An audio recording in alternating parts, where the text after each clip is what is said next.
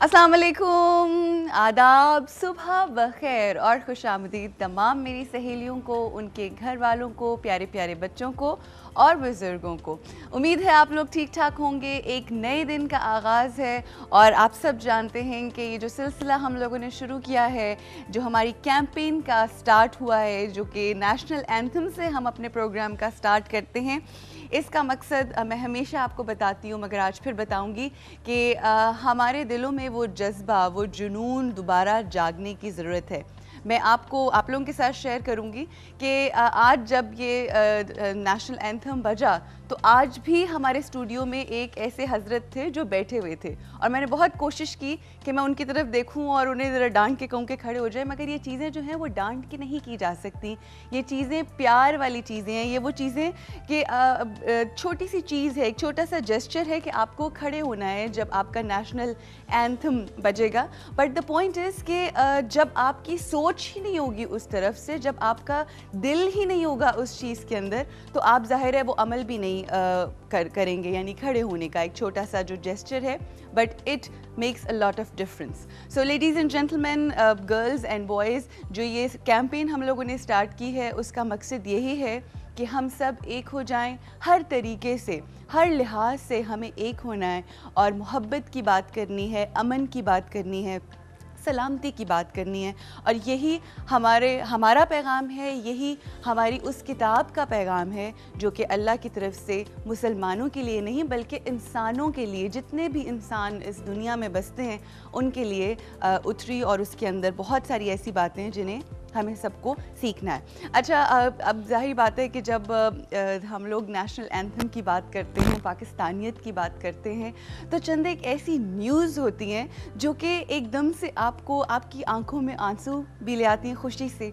बहुत सारी ऐसी चीज़ें हो रही होती हैं इस दुनिया के अंदर कि आप जब सुनते हो तो आप कहते हो कि we are proud to be Pakistani. इसी तरह की एक न्यूज़ जो पिछले दिनों हम लोगों को मिली, आमिर खान जो कि इंटरनेशनल बॉक्सर हैं, जो कि इंग्लैंड में रहते हैं और ब्रिटिश बॉर्न है, वहीं पर पले बढ़े, मगर उन्होंने ज़ाहिरी बातें हैं वो बेसिकली पाकिस्तानी। उनके फादर जिनका नाम है सज्जाद खान, उनकी मदर जिनका नाम है फलक खान, वो बाहर रहकर भी उन्होंने अपने बच्चे के दिल के अंदर, आमिर खान के दिल के अंदर इस तरह से मोहब्बत जो है वो पाकिस्तान के लिए, जैसे कहते हैं ना, डाली है कि वो दिखता है कि इतनी दूर रह के वो खेल रहे थे। जब बॉक्सिंग का पिछले दिनों ये सारा सिलसिला चल रहा था और टूर्नामेंट्स वगैरह हो रहे थे, तो जब उन्होंने ये फाइनल मैच खेला तो टुवर्ड्स द एंड उन्होंने यही कहा कि मैं पाकिस्तान के लिए, मतलब ठीक है मैं जीता तो इंग्लैंड की तरफ से मैंने खेला और उन्हें इंग्लैंड की तरफ से ही जीता, मगर मेरा दिल जो है वो पाकिस्तान के लिए और मैं इस जीत को डेडिकेट करता हूँ पाकिस्तान के नाम। एंड जस्ट इमेजिन कि उन्होंने जिस वक्त वो गेम खेल रहे थे और वो सब कुछ कर रहे थे, तो आप ये सोचें कि ही वॉज वेयरिंग सब्ज़ रंग की जो उनका कॉस्ट्यूम था, सब्ज़ और सफ़ेद, which made all the Pakistani feel so proud and we are really proud of you. और कोई ऐसा पाकिस्तानी नहीं था जो वो मैच ना देख रहा हो। और मैं ये ज़रूर बताती चलूँ कि 5 साल से जो चैम्पियन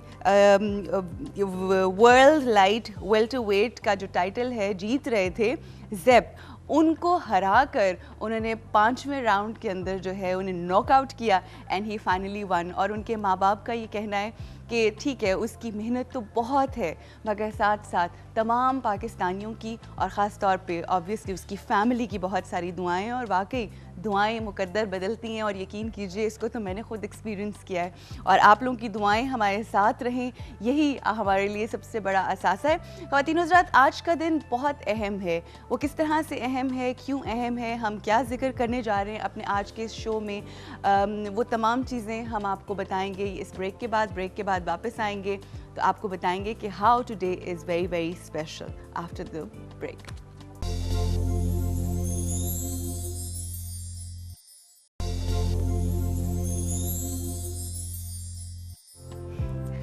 कुछ उंज भी रावा औखियां सन, कुछ गले विच गम दा तौख वी सी, कुछ शहर दे लोग भी जालिम सन, कुछ सानू मरन दा शौक भी सी।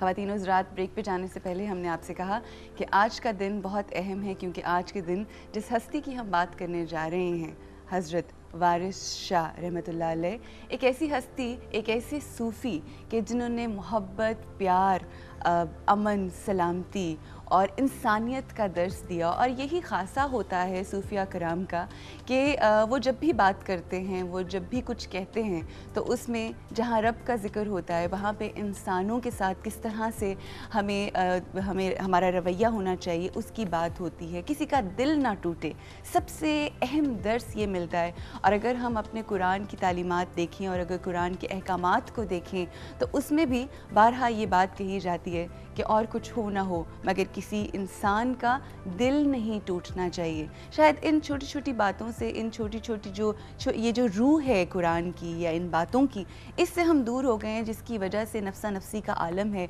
एक शख्स को दूसरे शख्स की परवाह नहीं रही। हम इंसान तो हैं मगर इंसानों वाले काम नहीं रहे। मगर ये वो तमाम हस्तियाँ थीं, ये वो सूफिया थे जो जहाँ पर बैठते थे सिर्फ़ प्यार मोहब्बत का दर्स देते थे। और आज का दिन एक ख़ास दिन है और आज हम इन्हीं की शख्सियत के हवाले से और इन्हीं के काम के हवाले से बात करेंगे। वारिस शाह एक बहुत बुलंद मुकाम उनका।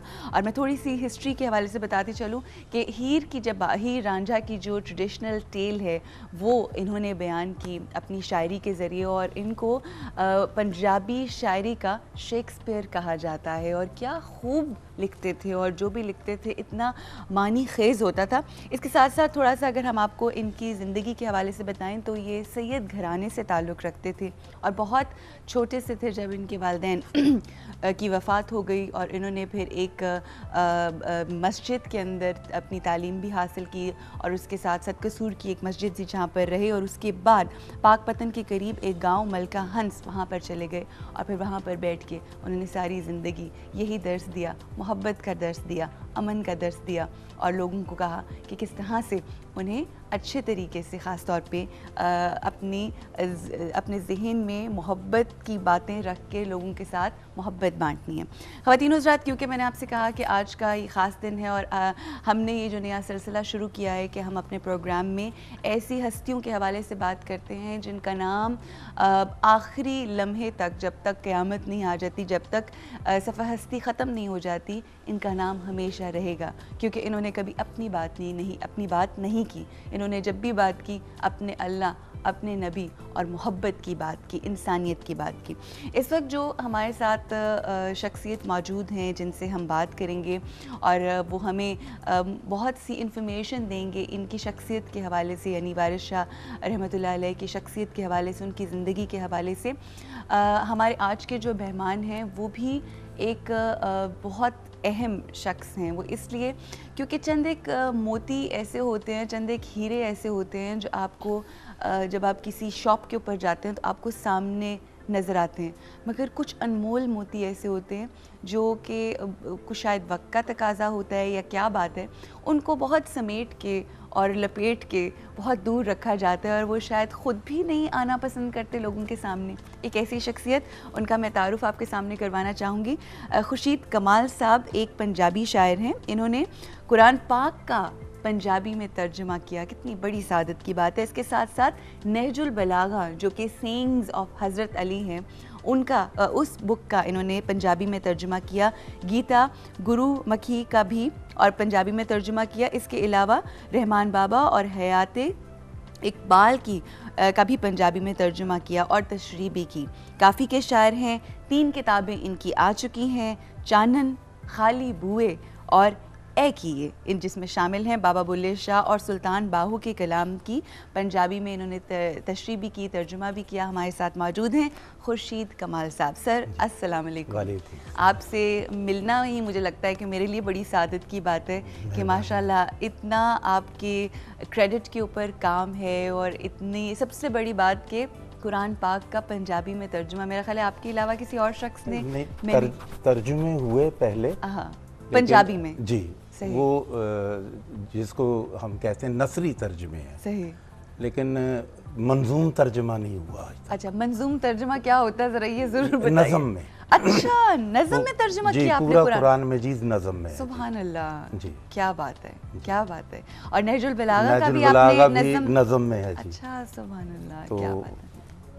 ये तो बहुत बड़ी लेकिन हाँ, जिस वक्त हमारी आपसे पहले भी बात हुई सरसरी सी, तो आप यही कह रहे थे कि मेरा काम तो दुनिया जानती है मगर मुझे नहीं जानती। इसका क्या रीज़न है? आप खुद पीछे पीछे रहते हैं या वैसे ही? नहीं, पीछे रहना तो अच्छी बात नहीं होती।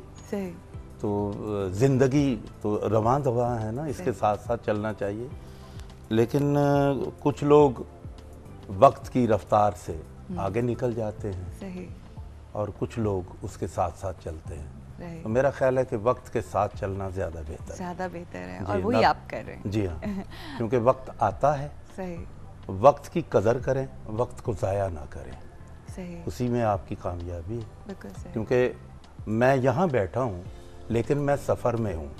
क्या बात है। वक्त गुजर रहा है। क्या बात है। मैं बैठा हुआ हूँ। अगर मैं वक्त के साथ चलता रहूँ तो मैं कहीं और जा सकता हूँ। क्या बात है, बहुत गहरी बातें हैं ये तो। आजकल की जनरेशन और बस आजकल के जो इवन बहुत बड़े भी हो गए हैं लोग जी। उनकी भी समझ से शायद बालातर बातें हैं, मगर इन बातों को समझने की ज़रूरत है, इस वक्त का तकाजा है। जी। सर ये बताइए कि आपने जितने भी हमारे सूफिया कराम हैं उनकी शायरी को, उनके काम को, उनकी जो ज़िंदगी गुजरी, उनको बहुत आपने करीब से पढ़ा, आपने करीब से जानने की कोशिश की। तो आज हम जिक्र करने जा रहे हैं हज़रत वारिस शाह रहमतुल्लाह अलैह। उनकी ज़िंदगी के हवाले से कुछ थोड़ा सा मैंने इंट्रोडक्शन दिया, आप हमें बताइए। मैं आपने तो बता ही दिया कि वो शेर खां जंडियाला में पैदा हुए। ये शेखुपुरा के करीब है जी। 10 किलोमीटर के फासले पर। बिल्कुल। वहीं उनका दरबार है जी। बिल्कुल। उनका सफ़र वहाँ से शुरू हुआ।